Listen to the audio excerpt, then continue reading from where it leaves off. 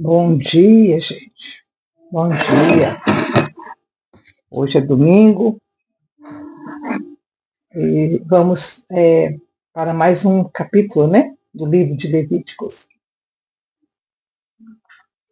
Um chazinho, porque aqui tá frio.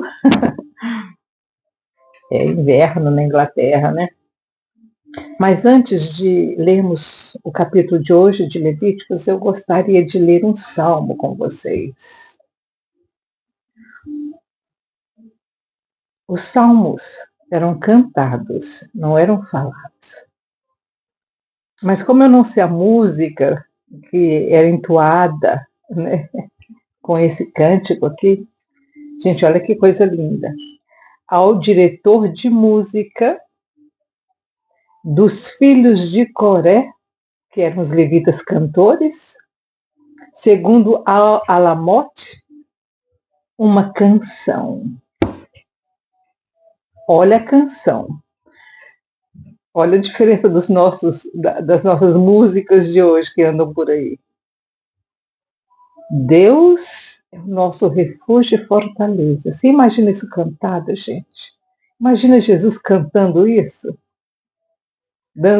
descendo as montanhas da Galileia, cantando com seus discípulos. Eles cantavam quando desciam para as festas em Jerusalém. Eles não desciam calados e conversando, fofocando, eles desciam cantando. Deus é o nosso refúgio e fortaleza, socorro bem presente na angústia. Eita! Isso é verdade na sua vida? Deus está presente na sua angústia quando você está chorando, lamentando diante do Senhor? Socorro bem presente na angústia. Pelo que não temeremos, e aí vem, ainda que a terra se mude. Eita! A gente se balança inteiro só de perder o emprego. Imagina se a terra mudar. Como ela está começando a querer mudar. Aí todo mundo entra em pânico. O que a palavra fala? Socorro bem presente na angústia. Pelo que não temeremos, ainda que a terra se mude, ainda que os montes se transportem para o meio dos mares. Nos terremotos que acontecem, o povo entra em pânico, ninguém confia no Senhor. Não vê naquela atitude da natureza a mão do Eterno.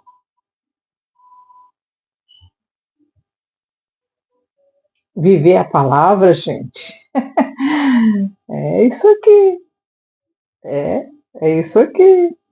Ainda que as águas rujam e se perturbem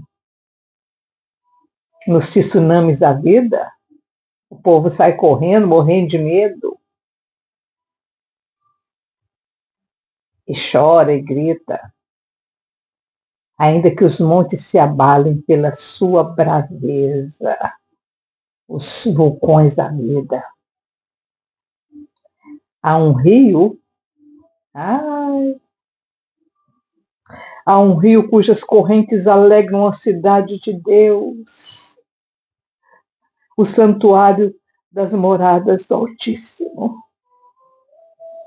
Gente, alguns dos nossos profetas foram lá e viram isso. Há um rio cujas correntes alegram a cidade de Deus, o santuário das moradas do Altíssimo. O que o salmista estava querendo dizer aqui? O salmista estava querendo dizer aqui, gente, não importa o que acontece aqui na terra, existe um lugar, a cidade de Deus, aqui é passageiro, você só está de passagem, você é um forasteiro, sou forasteiro aqui, em terra estranha estou, o reino lá do céu, embaixador eu sou. Nós somos só embaixadores, estamos aqui numa missão. Não importa se haja tremor, Não importa se tem vulcão, não importa se tem tsunami, não importa se a terra sacudir inteira. Há um rio cujas correntes alegram a cidade de Deus, a morada do Altíssimo. Deus está no meio dela, não será abalada. A sua esperança é o eterno, a sua esperança é o paraíso, a sua esperança é o mundo vindouro, aqui é só um momento, uma passagem. Deus a ajudará ao romper da manhã. As nações se embravecem, os reinos se movem, ele levanta sua voz e a terra se derrete. Isso aqui vai acontecer um dia, viu? Vai demorar um pouco, mas vai acontecer. O Senhor dos Exércitos está conosco, Deus de Jacó é o nosso refúgio. Vinde contemplai as obras do Senhor, as desolações que ele tem feito na terra. Olha aqui, gente, o segredo. Tudo isso que acontece na terra é o Senhor movendo. É o Senhor fazendo. Vinde contemplai as obras do Senhor, as desolações que ele, o Eterno, tem feito na terra. Por quê? Por causa das nossas mazelas, dos nossos pecados, da nossa falta de amor, da nossa falta de misericórdia. Ele faz cessar as guerras até o fim da terra. É ele quem promove e ele quem faz cessar. Sabe o Trump que está aí? É um Ciro da vida. Deus o chamou pelo nome para fazer justiça na terra. Agora você fala assim, mas que justiça ele vai fazer? Ah, só o Senhor sabe. O Senhor sabe a justiça que ele está fazendo e que ele vai continuar fazendo. Ele faz cessar as guerras até o fim da terra, quebra o arco e corta a lança, despedaça os carros no fogo. Aquietai-vos e saber que eu sou Deus. Aquietai-vos e saber que eu sou Deus. Serei exaltado serei no futuro, serei exaltado entre as nações, serei exaltado na terra. Quando é que o Senhor vai ser exaltado? No milênio, quando Jesus de Nazaré descer, estabeleceu o seu reino em Jerusalém. Serei exaltado entre as nações, serei exaltado na terra. Gente, o salmista falou isso aqui. Eu sei lá quantos mil anos atrás, do cumprimento dessa profecia. No mínimo agora, nesse momento, 2.500 anos atrás ele falou isso aqui. Não sei quando é que Jesus vai voltar, então põe mais 1.000 anos ainda pela frente. Essa profecia ainda vai se cumprir. E lembre-se, o Senhor um dia como 1.000 anos como um dia. O Senhor dos Exércitos está conosco. O Deus de Jacó. O Deus de Jacó é o nosso refúgio. Não é o Deus do pastor fulano, não é o Deus do pastor ciclano, não. Não é o Deus de Davi, não. Ele não falou isso, não é o Deus de Salomão, não. Ele não falou isso, não. Ele falou o Deus de Jacó. Você está enxertado nessa oliveira? É o Deus de Jacó que é o nosso refúgio. Não é o Deus que está por aí, não, viu? Vamos lá. Que você tenha se identificado com esse salmo. Esse salmo é lindo demais. É lindo. Ontem eu estava ouvindo esse salmo e chorei para beber. É cumprimento, gente, de profecia. Nós estamos vivendo cumprimento de profecias, é cumprimento de salmos. Isso aqui é um salmo profético. Ainda vai se cumprir. Desculpa, gente, mas o final dessa gripe tem sido assim, viu? Vamos lá. a lei acerca das lâmpadas. As lâmpadas lá do templo, viu, gente? Ou daqui, dessa época da tenda da congregação, né? Disse o Senhor a Moisés: ordena aos filhos de Israel que se tragam azeite puro de oliva batida para o candelabro, a fim de alimentar as lâmpadas continuamente. A palavra diz que as lâmpadas não poderiam se apagar. O que aconteceu com a parábola que Jesus contou das virgens? Né? Lembra? Por causa disso aqui. Jesus usou o exemplo das lâmpadas do templo para falar sobre a sua vinda. Ele disse que eram 10 virgens, cada uma tinha sua lâmpada, 5 eram prudentes e 5 eram nécias. As prudentes tinham o azeite de oliva para continuar com as lâmpadas acesas, e as nécias não se preocuparam com isso. Aqui está a ordem, foi baseado nisso que Jesus contou, a parábola das virgens, das 10. Disse o Senhor a Moisés, vamos ler de novo o versículo? Disse o Senhor a Moisés: ordena aos filhos de Israel que te tragam um azeite puro de olivas batidas para o candelabro, a fim de alimentar as lâmpadas continuamente. A presença do Espírito Santo tem que estar na sua vida continuamente. Vai que na hora que essa bênção, que esse azeite faltar, é justamente no momento em que você é tirado da terra. Né? Você vai se encontrar com o noivo, como? No escuro? Arão as porá em ordem perante o Senhor, continuamente, desde a tarde até a manhã. Era para passar a noite inteira clareando. Durante o dia ela estava acesa, mas não clareava muito, porque tinha o sol. Mas à noite, na escuridão da noite, era necessário as lâmpadas estarem acesas. Porque as lâmpadas simbolizavam a presença do Eterno. Por isso que até hoje, nas igrejas ortodoxas, gregas, russa e todas as igrejas ortodoxas do mundo, elas continuam com a lâmpada acesa. Qualquer igreja que você entrar ortodoxa, tem uma lâmpadazinha pendurada ali, bem na coisa do altar. Inclusive, algumas são vermelhinhas, assim, a candelabra é vermelha. O tempo todo acesa.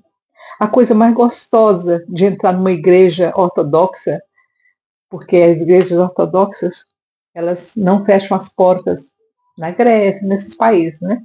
Lá em Chipre.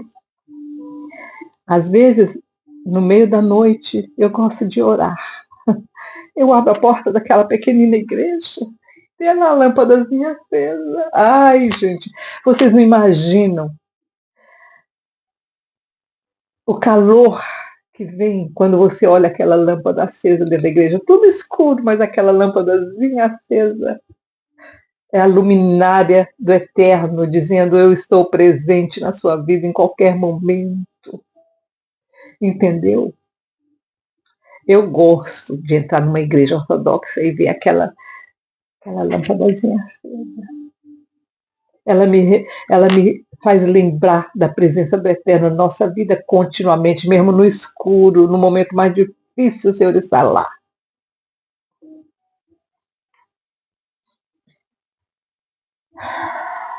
Arão as porá em ordem perante o Senhor, versículo 3. Arão as porá em ordem perante o Senhor continuamente, desde a tarde até a manhã, fora do véu do testemunho, na tenda da congregação, estatuto perpétuo pelas vossas gerações. Por que tinha que ser ali naquele lugar? Porque ali o povo ia ver a lâmpada acesa. Se fosse lá no Santo dos Santos, ninguém ia ver. Mas como A lâmpada, isso aqui, ó, isso aqui é lembrança para o povo de que o Eterno está continuamente conosco, mesmo que você pense que não ele está. Você pensa que está sozinho? Quando você está tomando banho, você pensa que você está sozinho? Tá não, viu? Tá não. Eu tenho essa notícia para te dar. Você não tá não. Sabe quando você estava fazendo as coisinhas erradas? Você pensa que ninguém está vendo? Ah, você não está sozinho, não. Tem o Espírito Santo com você, ali eu te olhando. Tem os seus anjos que andam com você. Tem os espíritos malignos também que ficam rodando você para te perturbar e te tirar do caminho. Você não está sozinho. E quando você está fazendo alguma coisa errada, sabe quem que bate palma? É o contrário. É o capiroto. Vai, é isso mesmo, vai. E o seu anjo fica lá, olhando, esperando que você acorde. Você não está sozinho, nunca. Você pensa que eu estou sozinha aqui? Tô não, tô não. Eu sei, tem muita gente por aqui. Tem. O Espírito Santo está aqui, os anjos estão aqui. Agora o capiroto está lá fora, porque ele não gosta de ficar aqui dentro. Ele não gosta de ficar aqui dentro, porque a minha Alexa é convertida, ela canta o dia inteirinho. E ele não gosta das músicas que ela canta. Aí ele fica lá fora, no portão lá para fora.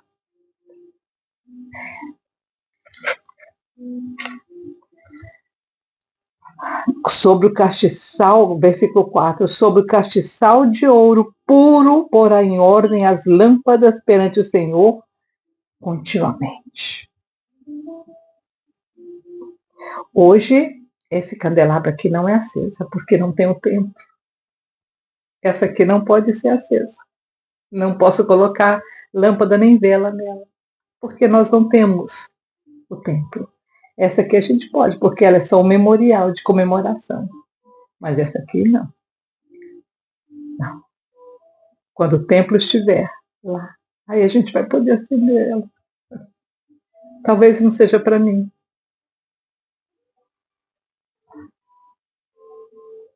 Tomarás flor de farinha e dela cozerás 12 bolos, tendo cada bolo 2/10 de um efa. E os porás em 2 fileiras, 6 em cada fileira, sobre a mesa do ouro puro perante o Senhor. Sobre cada fileira porás incenso puro para que seja para os pães, como porção memorial e oferta queimada ao Senhor. Você imagina, gente, todo dia tinha que ser feito isso. Aí quando o povo passava perto das tendas, só sentia o cheiro, aquele aroma gostoso do incenso sendo queimado perante o Senhor. E porque eram 12, cada tribo. Por cada tribo um pão, para cada tribo um incenso. Cada dia de sábado, Arão os porá em ordem perante o Senhor continuamente da parte dos filhos de Israel por aliança perpétua. Quer dizer, o do sábado o povo trazia. O povo trazia. Cada tribo trazia a sua própria oferta. Serão de Arão e de seus filhos, os quais o comerão em lugar santo, porque é coisa santíssima para eles das ofertas queimadas ao Senhor como estatuto perpétuo. Apareceu entre os filhos de Israel o filho de uma israelita com pai egípcio, o qual contendeu com certo homem israelita no arraial. Problema da mistura. Vamos ver de novo. Apareceu entre os filhos de Israel o filho de uma israelita, uma mulher israelita que casou com um egípcio, o qual contendeu com certo homem israelita no arraial. Então o filho da mulher israelita blasfemou o nome do Senhor e o amaldiçoou pelo que o trouxeram a Moisés. O nome de sua mãe era Selomite, filha de Dibri, da tribo de Dan. Essa tribo sempre foi problema. Sempre foi problema. Levaram-no à prisão até que se lhes fizesse declaração pela boca do Senhor. Disse o Senhor a Moisés: tira o que blasfemou para fora do arraial. Todos os que o ouviram. Olha aí, gente. Aleluia. Porão as mãos sobre a cabeça dele e toda a congregação o apedrejará. Aos filhos de Israel dirás: qualquer que amaldiçoar o seu Deus levará sobre si o seu pecado. Aquele que blasfemar o nome do Senhor certamente será morto. Toda a congregação o apedrejará, que seja estrangeiro, quer natural, blasfemando o nome do Senhor será morto. Quem matar alguém certamente será morto. Mas quem matar um animal o restituirá vida por vida. Se alguém desfigurar o seu próximo como ele fez, assim lhe será feito. Então o rapaz, a mistura do egípcio com a israelita, ele desfigurou o homem, ele deve ter cortado o homem, né? Quebradura por quebradura, olho por olho, dente por dente. Assim como desfigurou algum homem, assim será desfigurado. Você viu o problema? Tiveram uma discussão. Esse egípcio que o egípcio, a mistura, né? Desfigurou, por certo. Desfigurar, gente, é cortar o rosto da pessoa. E aí, além de fazer isso, ele ainda amaldiçoou o nome do Eterno.